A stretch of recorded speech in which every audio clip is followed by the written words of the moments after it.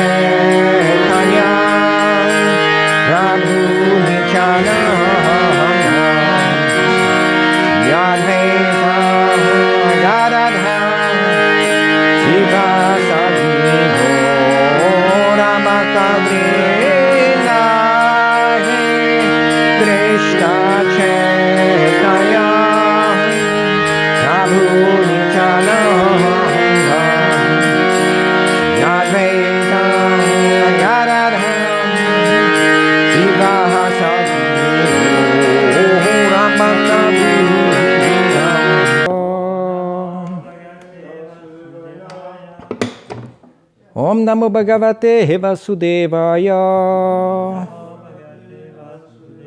Om Namo Bhagavate Vasudevaya.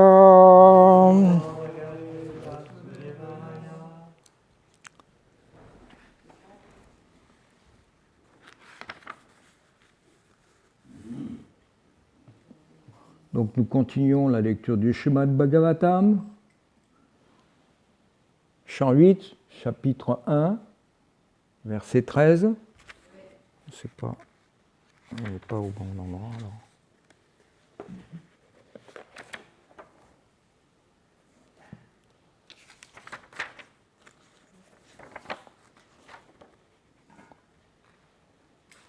Pas en anglais alors.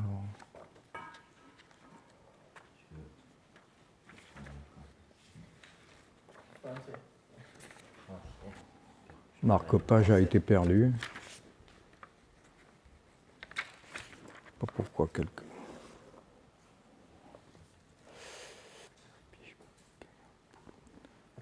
Sa Vishpakaya Puruhuta Isha. Isha. Satya Svayam Jyoti Rajapurana. Datesya Janmadiya Yatma Sakcha.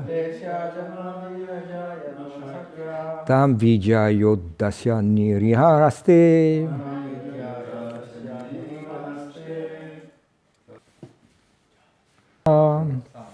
Dieu, la personne suprême. Vishvakaya, l'univers dans sa forme intégrale. Entre parenthèses, l'univers entier est le corps externe de Dieu, la personne suprême. Puruhuta, connu sous de nombreux noms. Isha, le maître absolu, au pouvoir absolu. Satya, la vérité ultime. Svayam, personnellement. Jyoti, qui rayonne de sa propre splendeur. Aja, non né sans commencement. Purana, le plus vieux. Daté, il accomplit. Asya, de cet univers. Janmadi, la création, le maintien et la destruction. Ajaya, par son énergie externe. Atma Shaktya, par sa puissance personnelle. Tam, cette énergie matérielle externe. Vidyaya, par sa puissance spirituelle. Udasya, abandonnant. Niriya, sans aucun désir ni activité. Asté, il existe, entre parenthèses, sans être touché par l'énergie matérielle.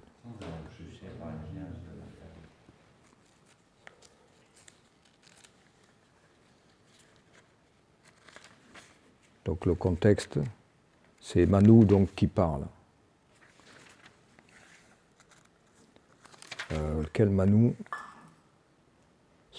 Apparemment Swayambhuva Manu, l'époux de Sataruta, ou pas. Traduction par Srila Prabhupada des teneurs et portées.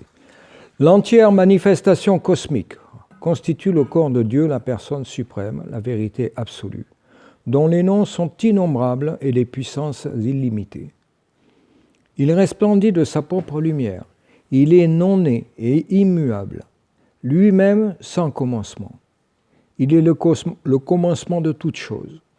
Comme il a créé la manifestation cosmique par l'intermédiaire de son énergie externe, il semble que l'univers soit créé, maintenu et détruit par lui. Pourtant, il demeure actif dans son énergie spirituelle et n'est pas atteint par les mouvements de l'énergie matérielle. Teneur est porté par Srila Prabhupada.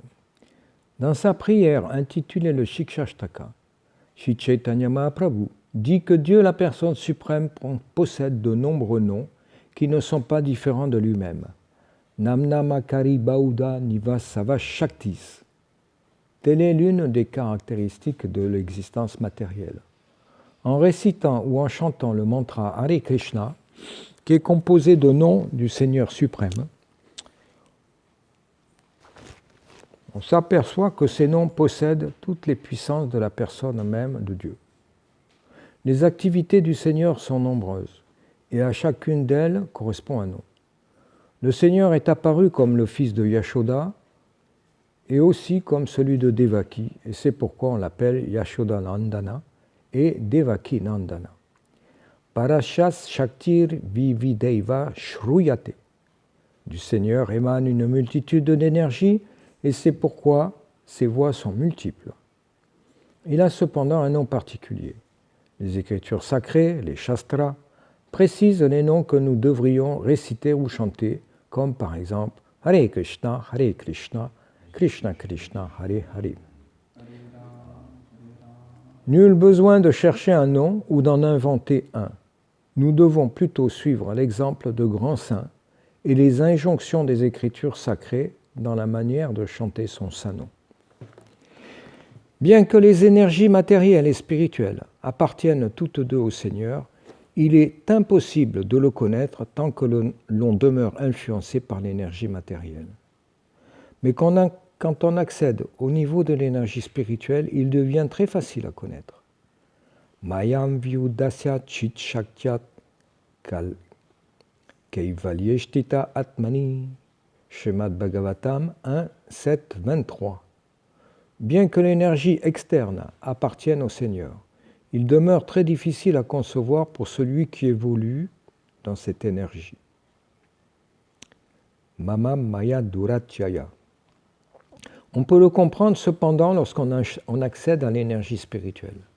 C'est pourquoi la Bhagavad Gita 18.55 enseigne que celui qui veut connaître Dieu, la personne suprême telle qu'il est, doit accéder au niveau de la bhakti, ou conscience de Krishna. Bhaktyamama bijanati yavan yashasmitatvataha. La bhakti consiste en une variété d'activités. Shravanam kirtanam vishnu, smaranam parasevanam, achanam vandanam dasyam sakyam batma nivedanam. Et pour connaître le Seigneur, il faut emprunter cette voie du service de dévotion. Bien que les hommes aient oublié Dieu et qu'ils déclarent même parfois qu'il est mort, il n'en est rien. On peut comprendre Dieu en se joignant au mouvement pour la conscience de Krishna et atteindre ainsi au bonheur.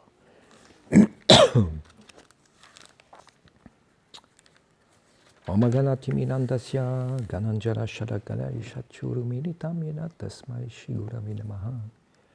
Shri Chaitanya Manubhishtam Shtapitam Yena Bhutare Swayarupa Kadamanyanam Nadati Sampadantikam E Krishna Karina Sindhu Dinabandhu Jagat Pate Gopesha Gopika Kantarada Kantanamastute Tapta Kanchana Gorangere Dev Vrindavaneshwari Vrishabhanu Sute Devi Paranamani Haripi Vacha Kalpatarubhyascha Kripa Sindhu Yevacha Patitanam Pavanibhyo Vaishnavibhyo Namo Namaham Shri Krishna Chaitanya Prabhu Nityananda Shri Advaita Gadadhar Shivasadi Gaura Bhakta Vrindam Hare Krishna Krishna Krishna Hare Hare, Hare Rama Rama Rama Hare Hare.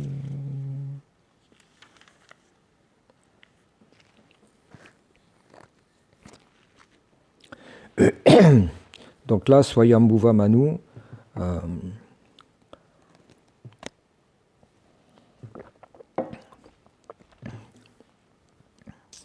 explique, dépeint la vérité absolue, Dieu la personne suprême,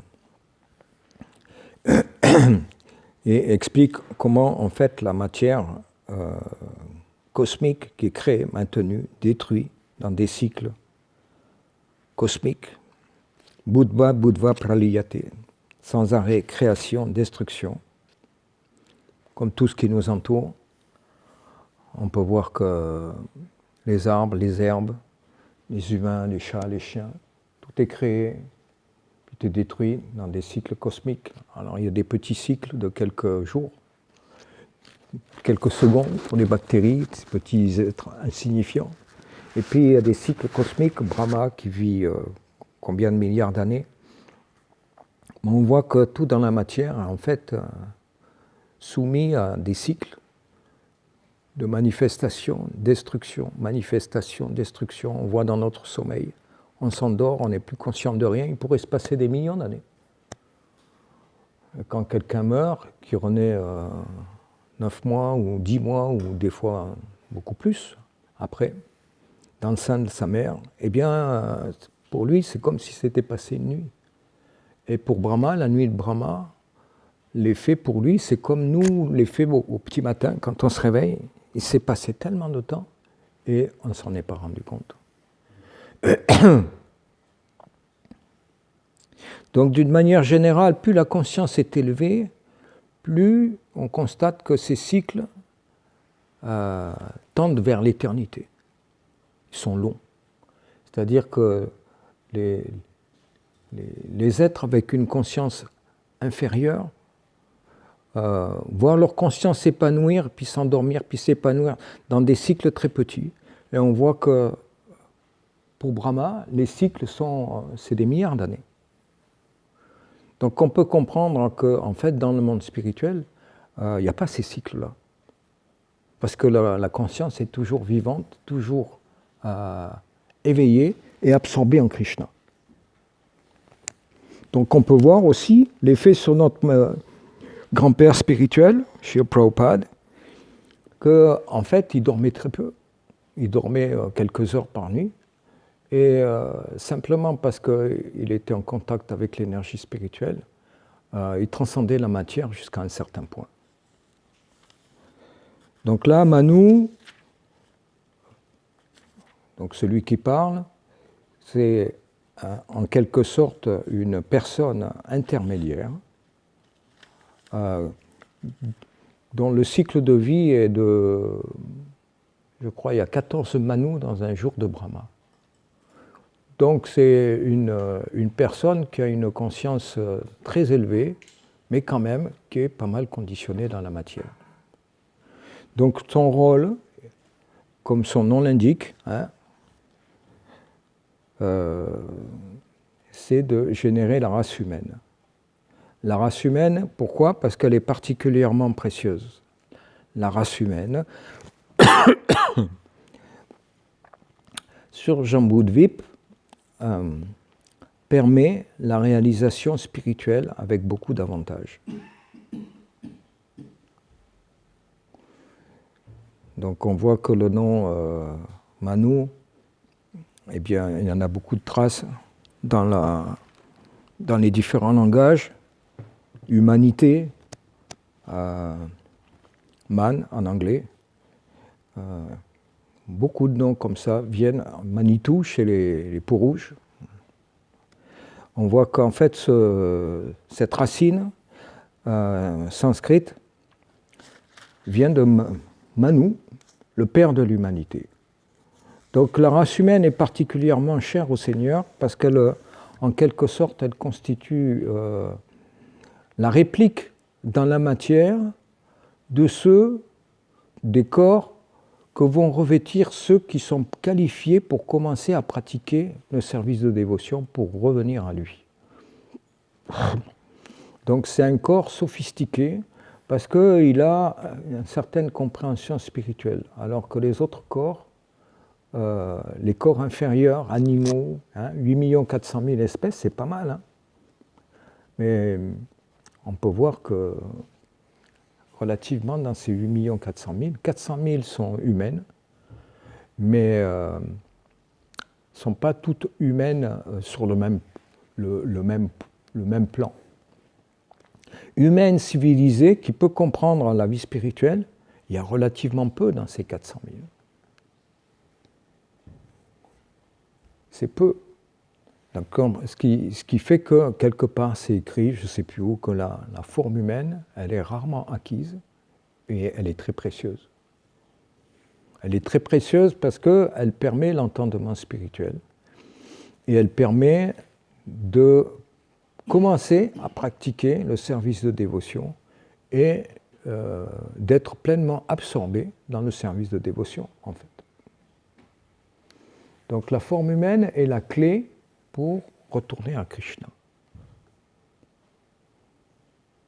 Pratiquement parlant, on peut dire que sans forme humaine, c'est pas impossible parce que Krishna, d'un coup de baguette magique, il peut faire revenir n'importe quelle entité vivante dans le monde spirituel auprès de lui. Mais en général, le processus universel, c'est que les gens prennent naissance dans la forme humaine et se qualifient en faisant en sorte que leur conscience épouse la conscience de Krishna, épouse celle de Krishna. Et quand la conscience du jiva est en harmonie, en phase avec celle de Krishna, eh bien, il n'a plus aucune raison et plus aucun désir non plus de rester dans ce monde matériel, qui est en fait l'endroit où les jivas sont réunis pour essayer de jouir de la matière, et qui correspond en fait aux égouts du monde spirituel, parce que la conscience égoïste et motivée par le faux ego, centrée sur soi, n'a pas sa place dans le monde spirituel.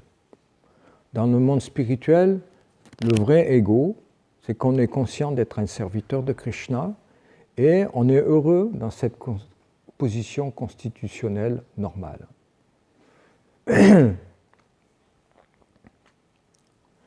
Donc, dans cette condition de la matière, on pense être heureux, mais on voit que le bonheur, il est tellement éphémère, parce que le contact des sens avec la matière, il dure un moment et il est temporaire.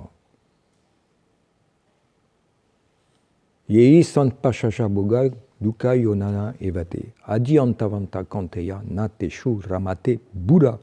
Celui qui a de l'intelligence, qui a du coco, il comprend que s'il investit dans le plaisir des sens, ça va être très limité, les sens sont saturés très rapidement, et le résultat de la passion, c'est que le résultat c'est amer, acide, mais brûlant. Donc ça prend beaucoup de temps pour les gens réaliser ça, qu'il y a peut-être une autre manière de trouver le plaisir, d'absorber le mental, juste différente que juste contacter les sens avec les objets des sens. Donc ce concept en lui-même, il est supérieur et c'est le démarrage de la vie spirituelle quand on commence à penser ça. Ça veut dire que le fruit est mûr et qu'on peut écouter la parole d'un sadhu et comprendre qu'il existe une autre dimension où le mental peut être absorbé en extase tout le temps, sans qu'il y ait de saturation. Parce qu'on voit, les sens sont tellement faciles à saturer. On voit les divorces, les gens épuisent leur corps avec le corps de leur compagnon ou de leur compagne. Et quand les sens deviennent fatigués, saturés, eh bien, on a tendance à changer. Et les gens changent de ménage, changent d'épouse ou de compagnon, et ça change, et on recommence, et toujours. Et c'est toujours mastiquer le déjà mastiqué. Le chewing-gum qui a déjà été mastiqué 1000 fois, eh bien on continue à le mastiquer par manque de connaissances et par manque d'honnêteté aussi. Donc quand on mange trop, eh bien naturellement, on ne goûte plus la nourriture. On ne ressent pas le bon goût. On est saturé. Donc tous les sens, eh bien, ils fonctionnent de la même manière. Et le mental aussi, qui est en fait un sixième sens. Mana Shastinindriyani Pakriti Stani Karshati. L'être est en lutte avec les six sens et parmi eux le mental. Une dure lutte. Pakriti Stani Karshati. Karshati. La bataille. Satisfaire les sens. Satisfaire les sens. Toujours, toujours, encore, et toujours, et toujours. Il y a cette chanson de, je crois, Bhaktivinoda Thakur, Bajaure Mana, Shrinandana Andana, Habaya Chanarara Vihindaya. Je ne sais plus la ligne, mais il y a une ligne qui explique que mes sens m'ont mené encore et encore à une poursuite des plaisirs sans fin, sans fin. Quand donc serais-je saturé et écœuré de cette recherche insatiable, infinie. Donc la manifestation cosmique, la matière, eh bien, elle a pour but de saturer les sens et de faire en sorte que les gens se posent la question est-ce qu'il n'y a pas une autre manière de goûter la vie? Et donc là, dans la teneur et portée, Srila Prabhupada explique, parle beaucoup des noms du Seigneur, comme Swayambhuva Manu explique que les noms du Seigneur sont innombrables et imbus de puissance illimitée. Donc là, Srila Prabhupada cite le Shikshashtakam, Namnamakari Baudani Vashavachati Tatarpitani Ashmaranani Akala. Tadrishi Tava Kripa Bhagavan Mamapi Durdevam Yajanu Nanu Ragaha. Donc la manière de se connecter avec Krishna est donc de simplement chanter son saint nom avec attention et concentration. Et petit à petit, le nom du Seigneur, au lieu de passer d'une oreille à une autre, comme un nom matériel, peut-être on a l'impression au début que c'est ça qui se passe. Comme tous les autres noms, ça rentre là, ça sort là. Mais après un certain temps, quand on persévère, on voit qu'il y a une partie qui descend dans le cœur et qui change le cœur. Et après un certain temps, eh ben, tout va dans le cœur. Et on goûte cette félicité, où on voudrait avoir des milliers de langues et des milliers d'oreilles pour écouter le Saint-Nom. Et c'est ainsi qu'en fait se fait la connexion à travers le nom de Krishna, parce que c'est la chose la plus accessible et qui est en même temps dans la matière et qui représente Krishna. Et qui est directement Krishna. Son Saint-Nom n'est pas différent de lui-même. Donc, pour quelqu'un qui ne comprend pas comment fonctionne l'énergie spirituelle, eh bien, il aura du mal à comprendre cette affirmation que le Saint-Nom de Krishna n'est pas différent de Krishna. Et tout aussi difficile pour lui sera de comprendre que la Murti de Krishna n'est pas différente de Krishna. Ou de comprendre que le Prashadam n'est pas différent de Krishna aussi. Ou de comprendre que le Bhagavatam n'est pas différent de Krishna aussi. Parce que le conditionnement fait qu'on ne peut pas comprendre comment l'énergie spirituelle se manifeste et est sous l'attente à la matière. La matière vient de l'énergie spirituelle, et pas l'inverse. À travers différentes transformations progressives qu'il est bien difficile de comprendre dans notre état conditionné, tout comme quelqu'un qui habite la jungle, quand il reçoit un frigo et puis qu'il voit que ça peut faire du froid avec l'énergie électrique, eh bien c'est très difficile de comprendre toutes les transformations d'énergie et les machines qui ont transformé l'électricité, et tout d'un coup, il y a du froid dans la jungle, dans une petite boîte. C'est mystique. Dans un sens, c'est mystique. Mais quelqu'un qui a vraiment la connaissance de la matière et qui sait tous les processus, tout ce qu'il y a derrière, il comprend la science et il comprend. Pour lui, ce n'est pas étonnant. Donc quelqu'un qui est rompu à la science spirituelle, de la même manière, il comprend comment la matière est générée par l'énergie spirituelle et comment elle peut transparaître à travers la matière. Et comment, en fait, Krishna peut être là, à travers, apparemment, ce qui a l'air d'être une peinture, ou une statue en marbre, ou une statue en bronze. Quelqu'un qui est habitué à toucher les atomes, à les compter avec cette mentalité, il ne peut pas comprendre comment l'énergie spirituelle peut l'influencer et faire en sorte qu'il comprenne comment elle fonctionne. S'il est d'accord de rentrer dans le laboratoire et de faire les choses comme les Écritures le disent de le faire, et puis il a le résultat. Mais si on n'a pas l'honnêteté de cœur et puis qu'on est engoncé dans sa mentalité, dans son concept des choses, et qu'on pense qu'on a la suprême vérité absolue et puis qu'il n'y a rien à changer, c'est comme ça, c'est comme ça. Évidemment, à ce moment-là, ça devient difficile de rentrer dans le laboratoire et de commencer à voir les choses comme on nous dit qu'il faut les voir.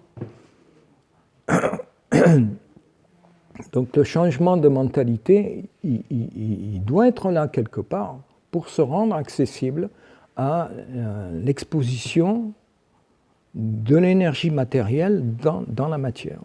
Comment c'est possible? En fait, cette possibilité, elle est faite par miséricorde. On pense qu'on peut automatiquement faire des choses en regardant le microscope, et on a le résultat, oui, on voit les trucs. Mais dans la vie spirituelle, ce n'est pas exactement comme ça. Il faut rentrer dans le laboratoire, il faut regarder dans le microscope et tout, mais il faut avoir l'attitude de cœur qui fait qu'on peut recevoir la miséricorde et en bénéficier. Donc il y a une approche externe du corps et des sens à entraîner, à faire les choses, mais il y a une approche du cœur qui doit s'ouvrir et qui doit être là, sinon c'est la barrière, le blocage est là.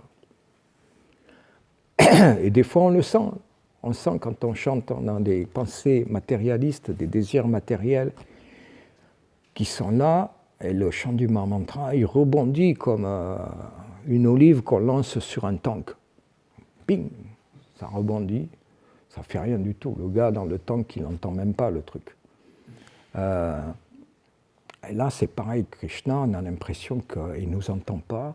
Le Sanon, il rebondit, c'est complètement dur, hein, comme un bunker. Le cœur est comme un bunker. Sec, aride, austère d'y vivre, dur, soudour là-bas, hein, la matière, soudour là-bas, bien dur. Eh bien, c'est vrai que le cœur a été endurci par un long passage dans la matière, mais aucune situation n'est éternelle. Personne reste éternellement en enfer, personne reste éternellement dans les planètes paradisiaques, et personne reste aussi sur Terre avec le même corps ou avec la même attitude de cœur. Les choses, elles changent. Il suffit juste de persévérer. Krishna voit l'effort et la persévérance de son dévot. Quand Krishna a demandé à Brahma de pratiquer l'austérité à l'aube de la création, Brahma a entrepris des ascèses pas possibles, mais longtemps, très longtemps. Pour nous, c'est des chiffres avec plein de zéros.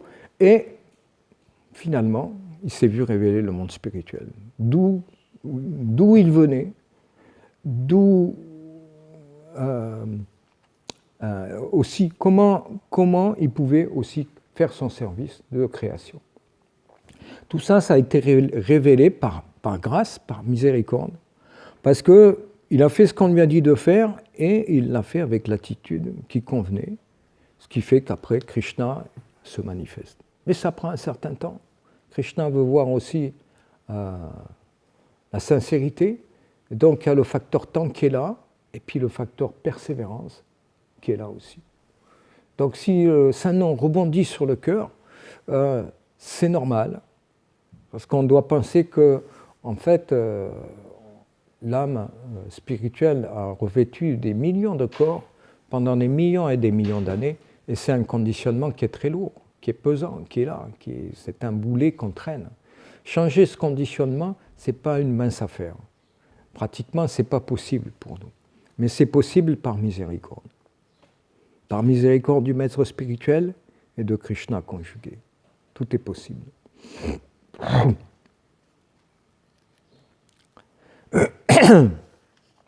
Donc notre verset explique aussi comment Krishna crée la matière, mais en même temps, comment il n'est pas impliqué par les remous de l'énergie matérielle et par la rotation des trois gunas, ignorance, passion, vertu, qui n'arrêtent pas de se mélanger sous l'influence du kala, du temps éternel.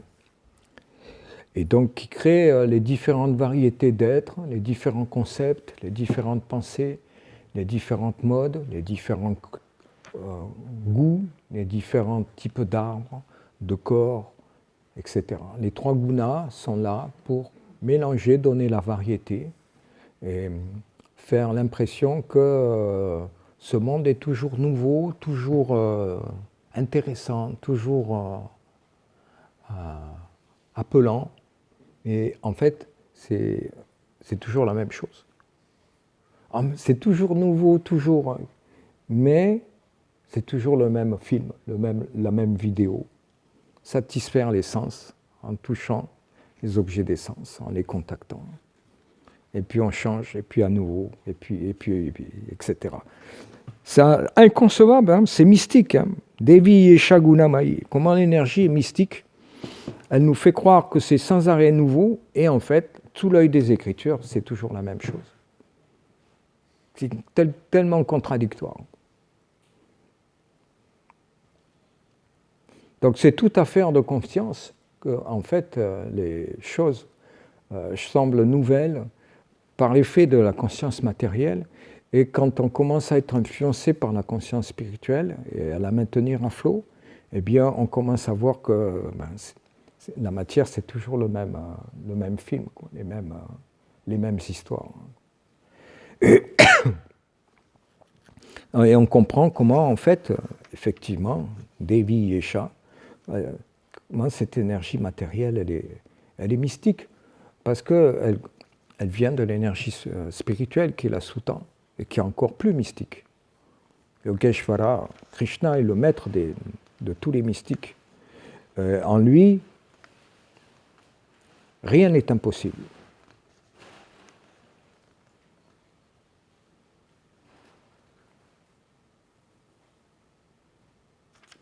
Donc là, Srila Prabhupada explique bien que tant qu'on est influencé par l'énergie matérielle, c'est impossible de comprendre l'énergie spirituelle et donc de comprendre Krishna et de comprendre sa personnalité.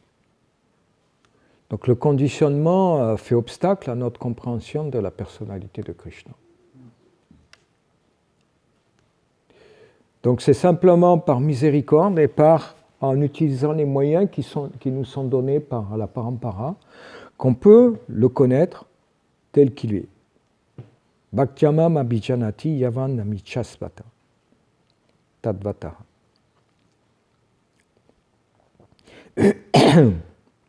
Donc là, Srila Prabhupada explique que la bhakti, il y a une variété d'activités. Shravanam kirtanam vishnu. Donc ça, c'est vraiment l'enseignement de base. Comment on peut pratiquer le service de dévotion en une phrase très condensée, très concentrée, mais qui explique comment ce processus existe aussi dans les autres religions. Parce que tout le monde prie. Dès que quelqu'un est un peu pieux, religieux, il prie. Il y a aussi des chants, kirtanam, shravanam, on se rappelle, smaranam, on se rappelle de Allah, on se rappelle de Krishna, de Yahvé. Tous ces processus-là, padasevanam, les pèlerinages, aller à la Mecque, aller à Vrindavan, aller dans tel endroit, Lourdes, Jérusalem. C'est Padasevanam. Pour ça, Krishna voit ça. Ça compte. C'est des activités qui révèlent de la pure bhakti, la pure dévotion. Pas exactement la pure dévotion, qui relèvent de la dévotion, mais qui sont mélangées avec d'autres choses. Mais Krishna voit quand même que cette personne, elle a de la dévotion. Et au bout d'un certain moment, ça prendra peut-être quelques vies, mais au bout d'un certain moment, Krishna donne la possibilité de développer cette bhakti plus profondément. Atmanivedam, s'abandonner, les gens qui font des donations. C'est une certaine forme d'abandon. Ça participe de cette activité, Atmanivedam. Dasyam, serviteur, Vandanam, offrir des prières, Archanam, adorer, offrir un petit cierge dans les églises, c'est Archanam. Ça participe du service de dévotion. Offrir des prières, ben ça tout le monde sait. Quand vous chantez dans l'église ou dans la mosquée, vous invoquez une prière, vous invoquez le Seigneur suprême. Bien sûr, certaines activités comme Sakyam, se faire l'ami de Krishna, c'est plus difficile. Il faut être plus intime. Comme Atmanivedan, le vrai abandon de soi, ça participe de la dévotion qui est plus spontanée. Donc Krishna, dès que quelqu'un a la forme humaine, il peut pratiquer certaines de ses activités et c'est reconnu par Krishna. Et on peut voir que si on s'intéresse au mouvement pour la conscience de Krishna, on peut voir comment toutes ces activités sont particulièrement recommandées. Et puis tout le monde les accomplit, mais beaucoup plus que simplement dans les autres religions, les autres traditions religieuses. Particulièrement ceux qui vivent dans les temples, pratiquement, ils sont occupés presque la plupart de leur temps dans ces activités-là. Alors que la plupart des gens pratiquent un petit peu, et puis il y a beaucoup de place pour maintenir le corps, les affaires, maintenir la famille, etc., etc., etc. Donc là, pour connaître la personnalité de Krishna, eh bien, il faut pratiquer intensément ces pratiques, et particulièrement Shravanam Kirtanam. Écouter et glorifier ce qui a trait à Krishna. Donc ce sont les activités les plus qui donnent le plus de résultats, qui ont le plus de puissance, particulièrement dans l'âge de Kali. Et on peut voir qu'en fait, au début du mouvement, Srila Prabhupada, la première chose qu'il a fait, c'est de diffuser le Saint-Nom. Shravanam Kirtanam. Diffuser le Saint-Nom pour les autres et pour les dévots aussi. Donc c'est les activités motrices principales de la pratique du service de dévotion, Shravanam Kirtanam. Et quand on s'absorbe pleinement dans ces activités, le mental devient frozen, gelé, devient stabilisé et il peut se concentrer et trouver du plaisir à une activité qui pour quelqu'un d'extérieur semble routinière, ennuyante et qu'est-ce qu'elle va apporter pour l'humanité? Souvent les gens ils nous demandent mais vous chantez pour vous, pour les autres, mais qu'est-ce que vous faites pour l'humanité? Ils n'ont pas compréhension de la profondeur du service de dévotion, puisque en fait, le maître spirituel, il opère au fond du cœur, au niveau du faux égo. Et cette opération, ce n'est pas juste avec des mains, des instruments, de la chirurgie et tous ces trucs-là qu'on peut changer le cœur de quelqu'un. Changer le cœur d'un criminel, c'est toute une affaire. C'est tellement difficile de changer le cœur d'un criminel. On voit les prisons, les châtiments, ceci, la prison, ça c'est la police humaine, mais il y a la police matérielle, elle est là pour frapper aussi. Et même ça, avec tout ça, c'est difficile de changer le cœur d'une personne, tellement dur. Et donc Srila Prabhupada donne un processus tellement simple, tellement bon marché et universel. Donc c'est juste question de vouloir essayer avec sincérité. Hare Krishna, Krishna Krishna, Hare Hare, Hare Ram, Ram Rama, Hare Hare. Il y a peut-être des questions, des commentaires?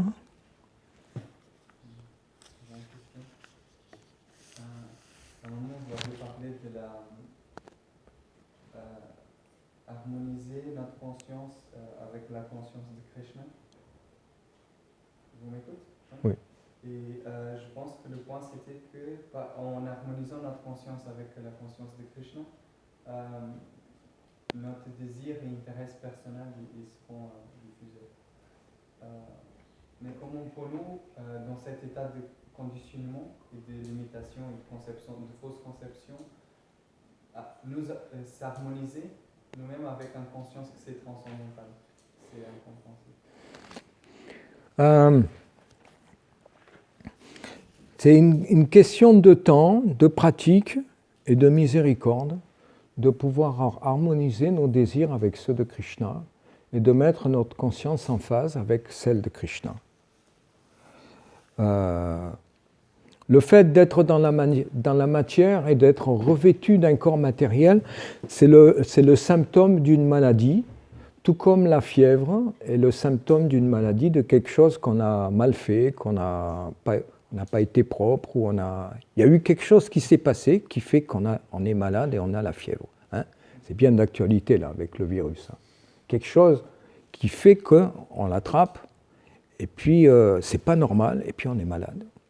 Similairement, on doit comprendre que la situation d'être dans un corps matériel, même soi-disant en bonne santé temporairement, c'est une condition maladive qui ne correspond pas à la norme.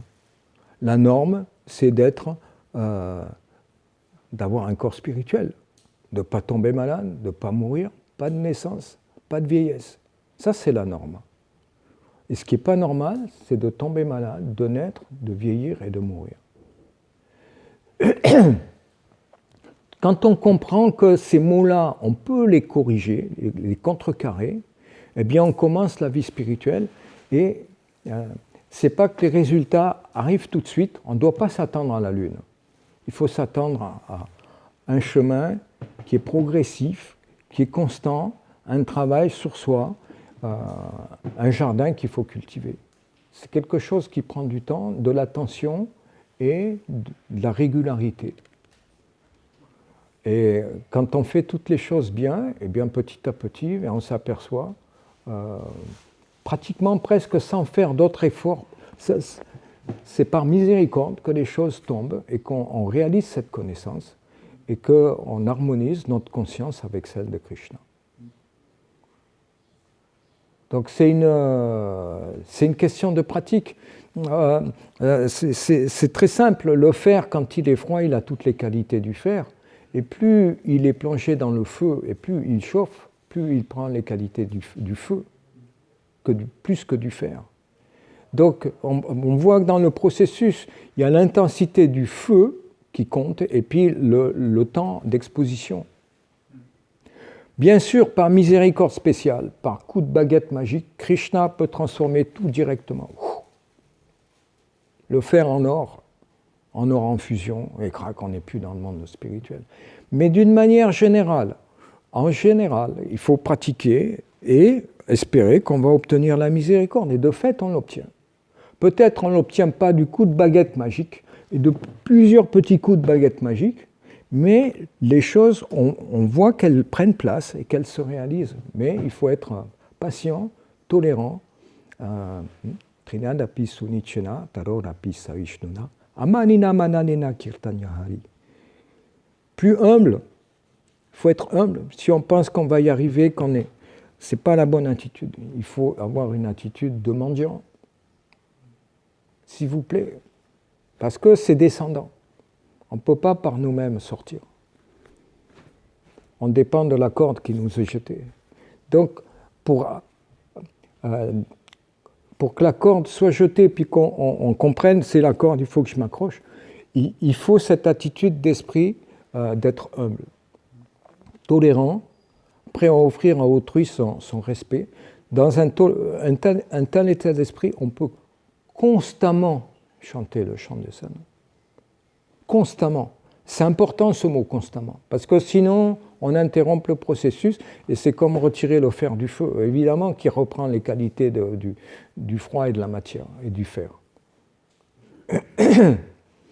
Donc à vous pratiquer ces qualités revient à pouvoir chanter le Mahamantra longtemps et à pouvoir, tout le temps, et à pouvoir avoir la possibilité d'avoir la compagnie de Krishna. Si on perd ces qualités, eh bien, on va interrompre son bhajan. Et donc, on interrompt son exposition à l'énergie spirituelle. Très simple, c'est pas difficile à comprendre, mais il faut se le remémorer parce qu'on oublie tout le temps. C'est le monde de l'oubli. Grantaraj Srimad Bhagavatam ki, Srila Prabhupada ki, Gaura Premanand.